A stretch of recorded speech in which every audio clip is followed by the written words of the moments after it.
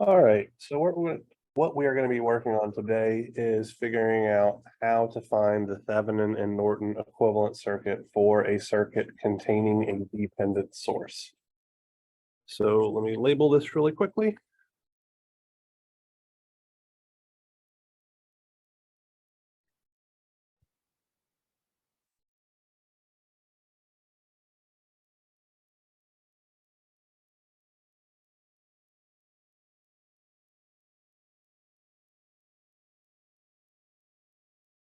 So we're going to start by looking at a circuit.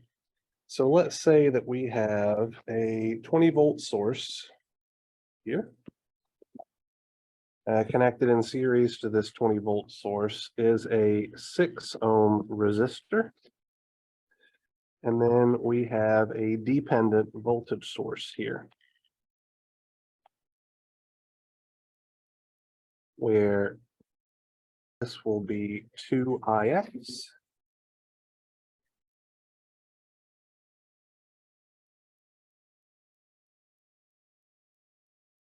Our current Ix will be the current flowing down through this second 6-ohm resistor. And then we have a 10-ohm resistor directed here towards the right, connected to an open terminal. And we just have this one large node on the bottom, right? So this is a circuit that we're going to analyze. So the first thing that we're going to do is find the Thevenin voltage, right? So in order for us to find the Thevenin voltage, we're going to do exactly what we did in our last class meeting. We're going to simply find the open circuit voltage across our pair of terminals here. So let me copy this circuit, or excuse me, paste the circuit. Our Thevenin voltage, by definition, is the open circuit voltage across our terminals of interest. So that's going to be this voltage here.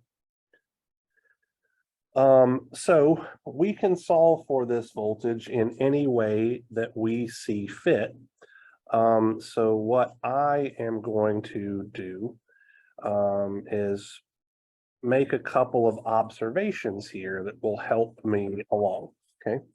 So for this particular circuit, I could say that the voltage drop across the 10-ohm resistor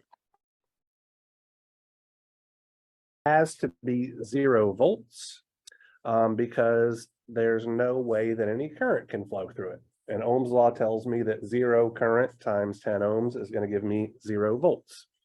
So what this means is that our Thevenin voltage is the same thing as the voltage drop across this 6-ohm resistor, right? And I can find that easily by doing KVL around this loop, with the understanding that there is a 0 volt drop across the 10-ohm resistor. So since we're now trying to find just the voltage across the 6-ohm resistor, this circuit appears as if it is a single loop circuit. So I'm going to write a simple KVL equation here. So I'm going to have negative 20 volts plus 6 ohms times Ix minus 2Ix plus 6 ohms Ix is equal to 0.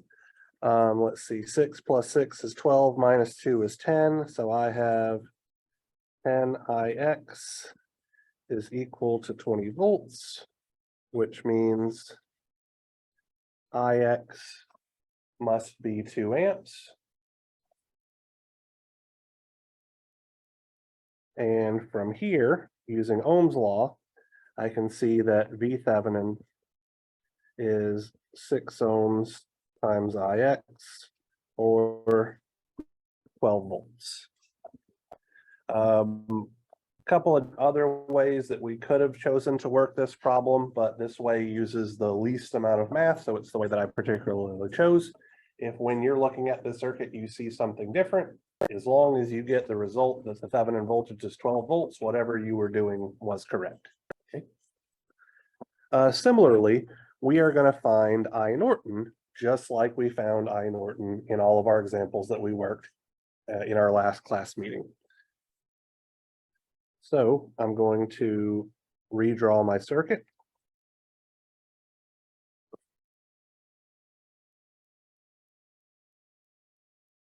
Move this down here. So recall that the Norton current is found by shorting our terminals of interest. So I'm just going to place a wire between them. And then my goal is to find the current flowing through the short circuit. For this particular circuit, I am going to use mesh analysis, where here is my mesh IA, and here is my mesh IB. And I can see by inspection that I Norton will be the exact same thing as my mesh current IB. I don't have any current sources to deal with, so I won't have any current relationship equations. I do have a dependent source, so I'm going to need to express my controlling variable Ix in terms of my mesh currents based on the direction of Ix. This is going to be mesh current IA minus mesh current IB. Now I'm going to write a KVL equation around mesh A. So that's going to look like negative 20 volts plus 6 ohms times IA minus twice Ix plus 6 ohms times IA minus IB is equal to 0. And let's see here, I'm going to write a KVL equation around mesh B. So that's going to look like, sorry, my stylus is acting up. 6 ohms times IB minus IA plus 10 ohms times IB is equal to 0. And now I'm going to solve this system. I'm going to solve this as a 3-equation, 3 unknown system. So my first variable will be IA, my second variable will be IB, and my third variable will be IX. So using my system solver, my coefficient for IA in my first equation is 1. My coefficient for IB in my first equation is -1. My coefficient for Ix in my first equation is -1 when I move Ix over to the right-hand side of the equal sign, and my constant term is 0. For my second equation, it looks like I have 6 plus 6 is 12 IA, -6 IB, -2 Ix, and my constant term is positive 20 volts. In my third equation, I have -6 IA, 6 plus 10 is 16 IB, 0 Ix is equal to 0. And solving this system, I find that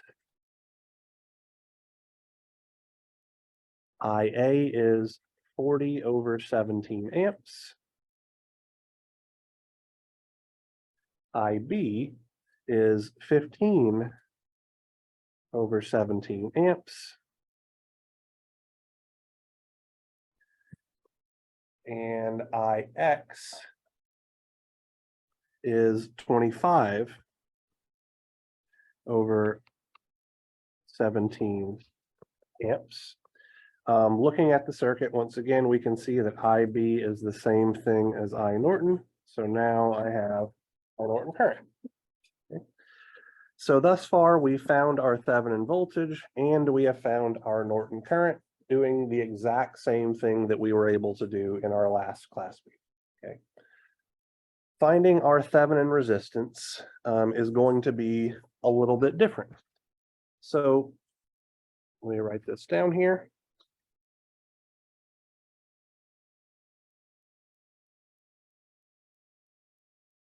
Finding RTH. Okay. So always our Thevenin resistance, RTH, can be found as the ratio of our Thevenin voltage to our Norton current, which in this case is going to be let's see, I think it was 12 volts divided by 25 over 17, which comes out to be 204. Actually, let me write that down. 12 volts divided by 25/17 of an amp comes out to be 204 over 25, or 8.16, which I'm slightly perturbed here.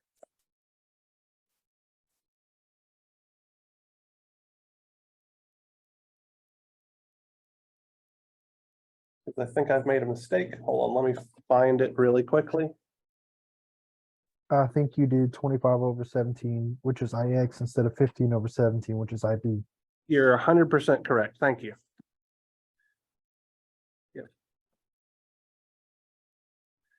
So 12 over 15 over 17. Thank you so much for that. It would have taken me forever to realize that.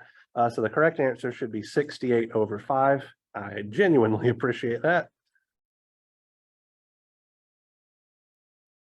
That number seemed off, and I believe this is 13.6. Yes. 13.6. All right.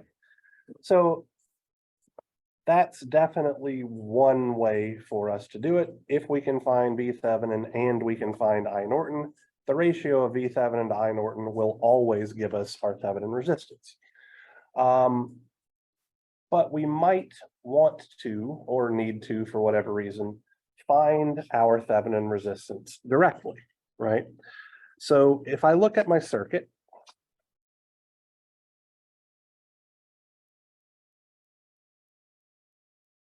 whenever we found our Thevenin resistance directly previously, we were looking into our terminals at a dead network, where a dead network means that we turn off our independent voltage sources, or independent sources, excuse me, which means this 20-volt source is going to simply look like a short circuit. Now, for circuits that do not contain dependent sources, this isn't an issue because we're simply finding the equivalent resistance seen between the terminals, and we can usually use resistor combination techniques. When there is a dependent source present, however, this becomes problematic because we don't have a network containing only resistors to work with. So instead, what we're going to do is we are going to use our fundamental definition of Ohm's law, which we talked about on the third day of class. So just as a quick reminder, I'll do this in a different color.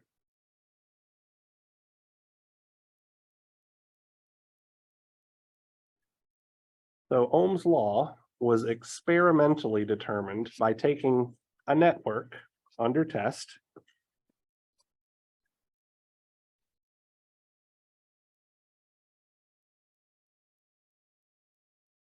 exciting it in some way. So it does not matter if you use a voltage source or a current source. You measure the voltage drop across the network, and you measure the current flowing into the network. And the resistance was simply the ratio of the voltage measured across the terminals divided by the current flowing through the terminals. So what this means is that we can actually apply a test source to define one of those two quantities, and then use circuit analysis techniques to find the other quantity and then take the ratio, okay? So let's try finding it using a test voltage.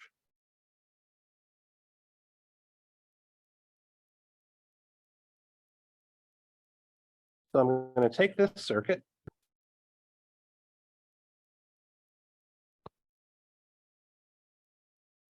make a copy of it down here.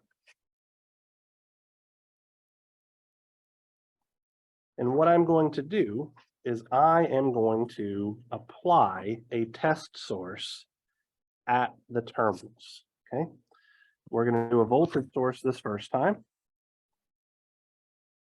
It literally does not matter what polarity our voltage source has or what value our voltage source has. So I am just going to choose to use a 1 volt source, positive polarity on top. And this is going to serve as my test voltage.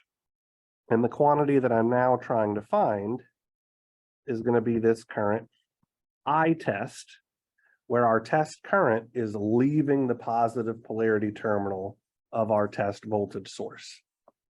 Okay. So in order to solve for this test current, I can use any method that I choose.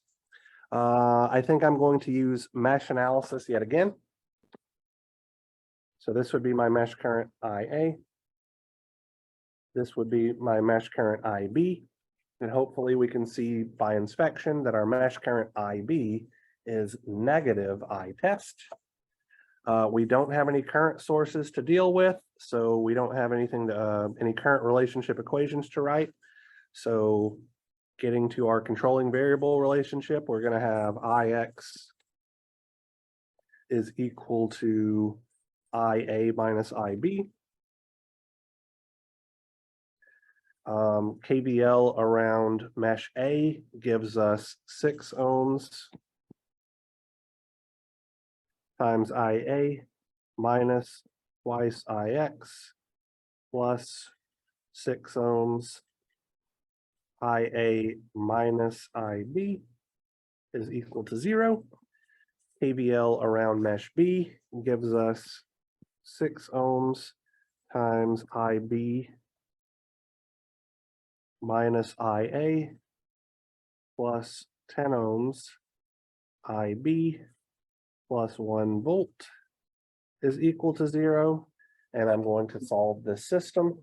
So let me get it set up in my calculator really quickly. So my first equation, the coefficient for IA is 1, coefficient for IB is -1, coefficient for IX is -1. So that equation stayed exactly the same as before. In my second equation, my coefficient for IA was 12. My coefficient for IB is -6. My coefficient for IX is -2. My constant term is 0. In my third equation, my coefficient for IA is -6. My coefficient for IB is 16. My coefficient for IX is 0, and my constant term is -1. Solving this system, I get IA is equal to -1 over 34. IB is equal to -5 over 68. And IX is equal to +3 over 68 amps. And our Thevenin resistance, RTH, is the ratio of V test to I test. So that's going to be the 1 volt that we applied as a test voltage divided by our test current, where our test current once again is -IB. So that's going to be +5 over 68 amps. And this is going to come out to 68 over 5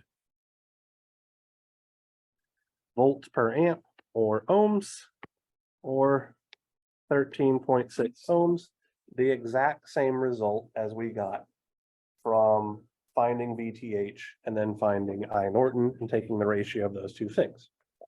It would not matter, let me reiterate here, would not matter if we had chosen a 10 volt source or a 100 volt source or a 37.5 volt source. It would not have changed anything if we had chosen the positive polarity on bottom. None of that matters because of the scaling property of linearity. So as long as we're dealing with a linear circuit, we can always find the equivalent resistance by applying some test voltage source. We're now going to repeat this, but we're going to use a test current source.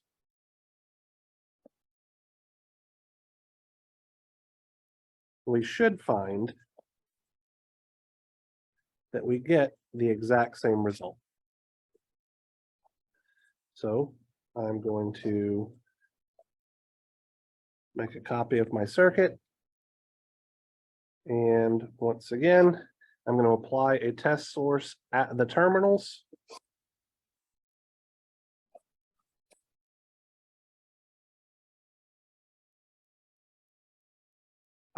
Just for the sake of argument, let's make this current source down and let's make it 2 amps, okay?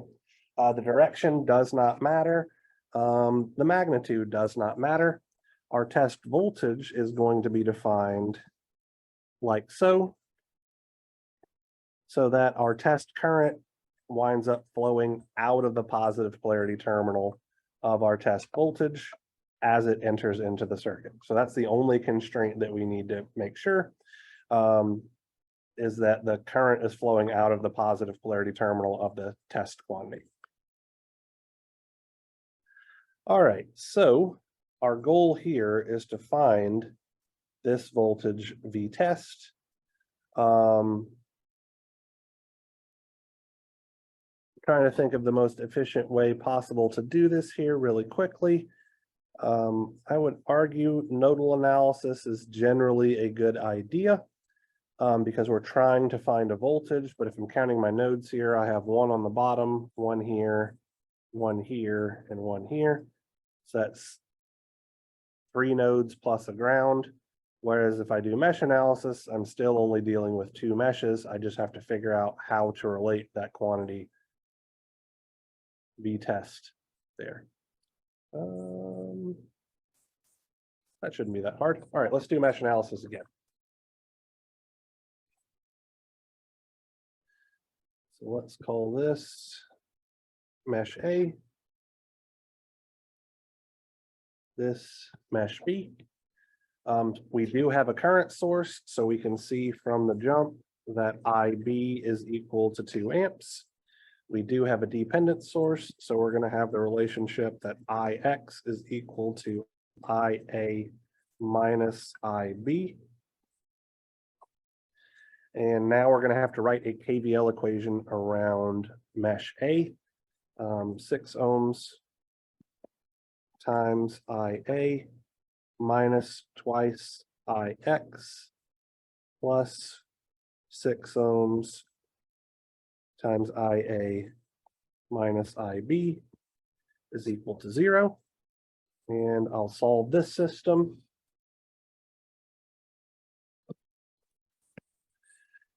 So my first equation, my coefficient for IA is 0, my coefficient for IB is 1, my coefficient for IX is 0, my constant term is 2. In my second equation, my coefficient for IA is 1, my coefficient for IB is -1, my coefficient for IX is -1, my constant term is 0.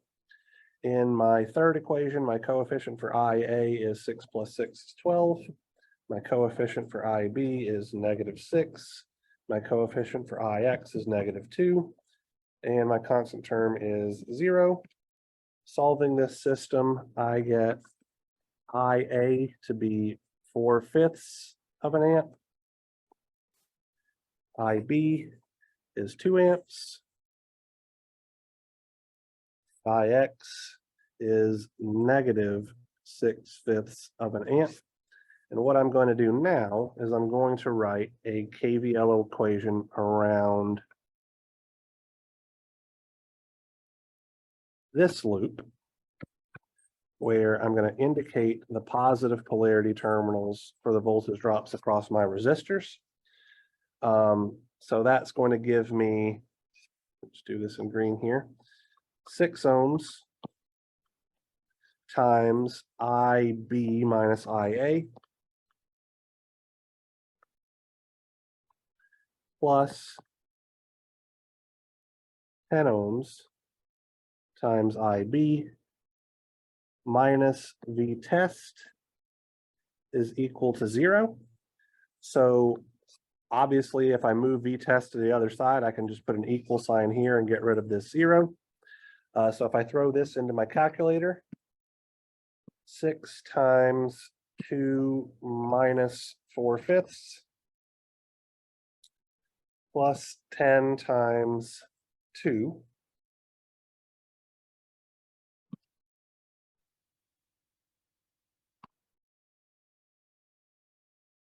I get to be 136 over 5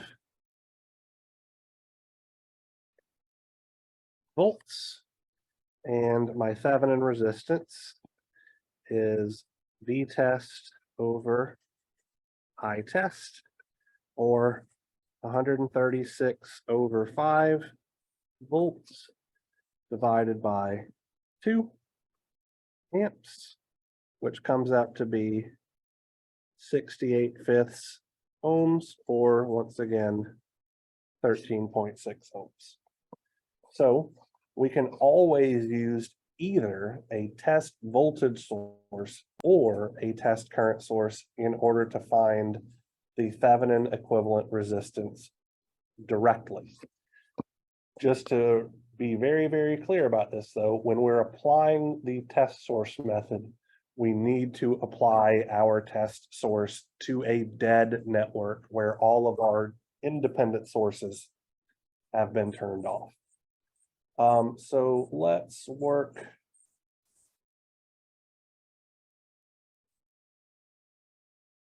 another problem illustrating this test source method.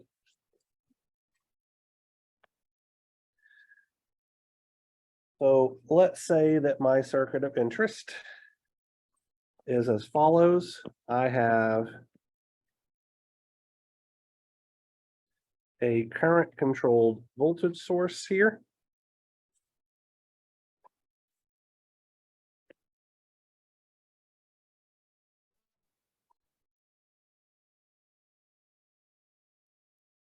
Five ohm resistor,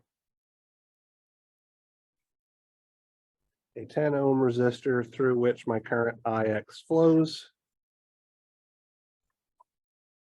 And here is my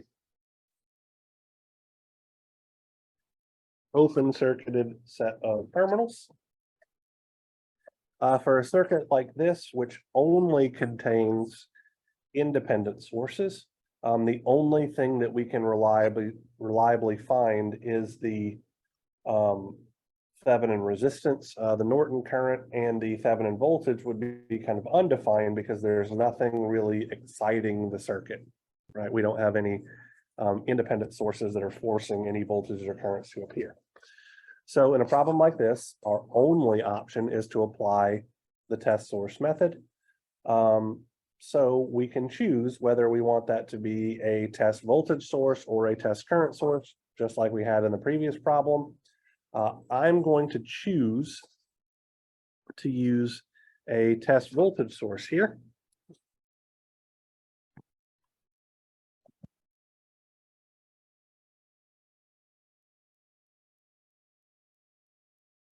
And this time, let's make that test voltage 10 volts. And then here is my test current, I test. Now, you might be asking yourself why I chose to use a voltage source in this particular circuit. It literally doesn't matter. But the reason why I chose to use a voltage source in this case is because now I'm placing a voltage source in parallel with that 10 ohm resistor through which IX is defined. So I can see by inspection that IX is going to be equal to 10 volts divided by 10 ohms is equal to 1 amp.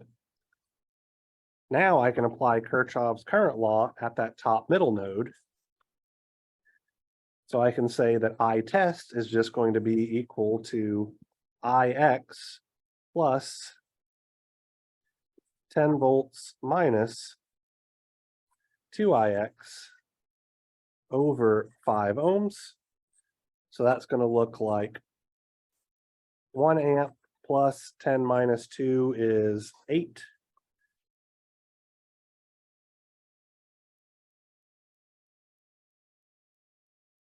Volts over 5 ohms. So let's see, that's going to be 2 3/5 or 2.6 ohms.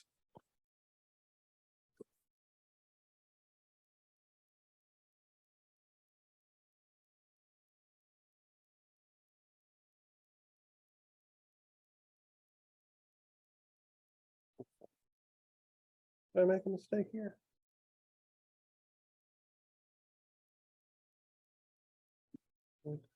I'm just double checking my Kirchhoff's current law relationship. So let me be clear here. I'm adding this current, which is where the IX by itself comes from.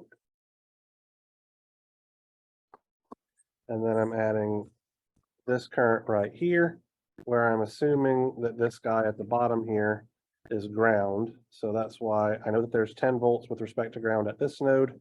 I know there's 2 IX with respect to ground at this node. 10 minus 2 times 1, 10 minus 2 is 8. 8 over 5. Yeah, that should work. And then my Thevenin resistance,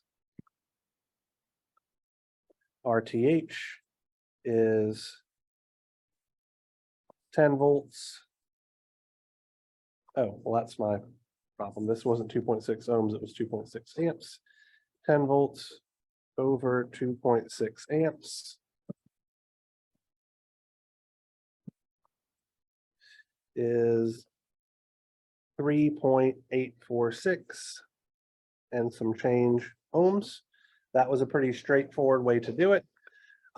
We could also do it by applying a test current source. So let's just run through that really quickly.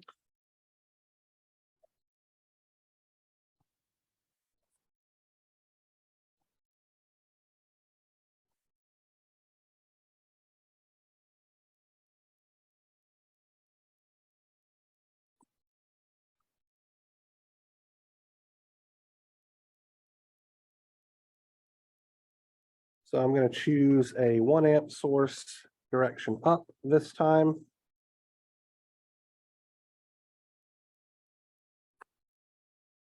This is going to be my voltage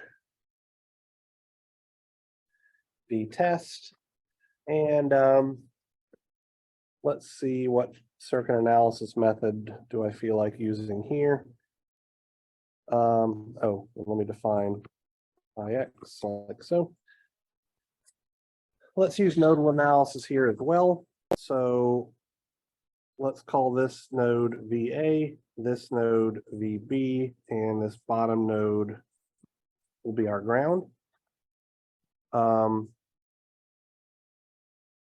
We can see from the jump that VA is twice IX. We can see that IX is simply VB over 10 ohms. And now we're just going to need to apply Kirchhoff's current law at node B. So that's going to look like VB minus VA over 5 ohms plus VB over 10 ohms minus 1 amp is equal to 0. We'll solve this system. So I'm going to solve this as a 3x3 system with my variables as VA, VB, and IX. So my coefficient for VA in my first equation is 1. My coefficient for VB in my second equation, excuse me, my first equation is 0. My coefficient for IX is -2. Constant term is 0. In my second equation, my coefficient for IA is 0. My coefficient for IB will be 1/10. My coefficient for IX will be -1, constant term of 0. And in my third equation, my coefficient for VA is -1/5. My coefficient for VB is 1/5 plus 1/10. My coefficient for IX is 0. My constant term is 1. Solving this system, I get VA is 10 over 13 volts. VB is 50 over 13 volts. And IX is 5 over 13 amps. We can see by inspection that VB is the same thing as V test. So our Thevenin equivalent resistance in this case would be 50/13 of a volt divided by 1 amp, and 50/13 is 3.846 ohms and some change. The exact same result we got previously. So this has been Thevenin and Norton equivalent circuits when dependent sources are present.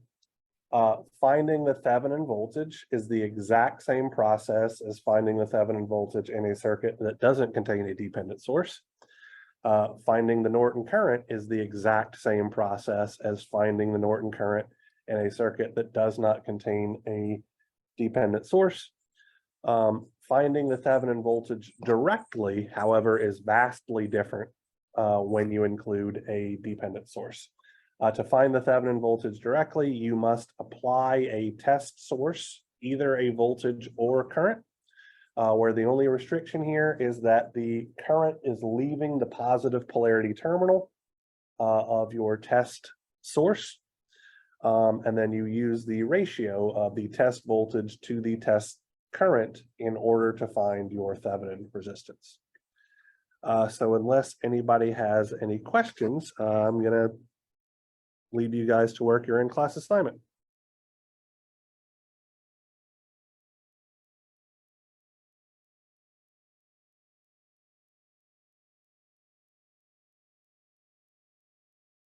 I have a bit of an odd question. Go for it. So there are 6 versions of our exam. That is correct. We are only allowed to work one, yes? That is also correct. All right, thanks. Yep.